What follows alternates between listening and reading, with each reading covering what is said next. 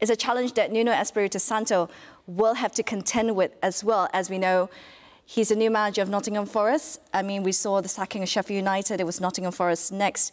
I think a lot of people's views of Nuno Santo, probably you think back of the time at Tottenham Hotspur. It went well for the first month. He was manager of the month. Pretty much went downhill as quickly as well. Is he a good fit, you think? Because to some levels, you almost get the sense that what he usually represents is what Nottingham Forest don't really represent. Look, I also covered the EFL when he went into Wolves, and he had a lot of finances, and he absolutely smashed it in that division. Dave made a comment which is absolutely spot on to us yesterday, that towards the end of that season, they kind of just fell off a little bit, and a top manager doesn't let that happen. But he did finish 7th and then 7th in the Premier League after that. I'm sorry to see Steve Cooper go. I think he'll be back in a job very, very soon. His stock is still high.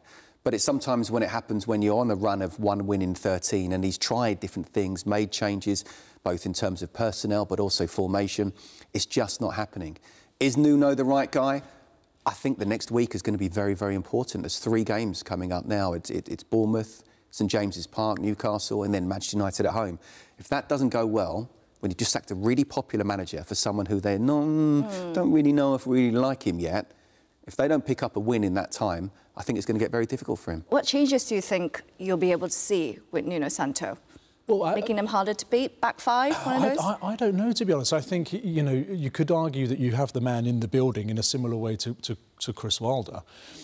That, you know, when you're stuck in that rut and you want to get everyone together, those are the guys. That's where they come into their own. And I look at Nuno, and I don't know. I think he's more of a coach.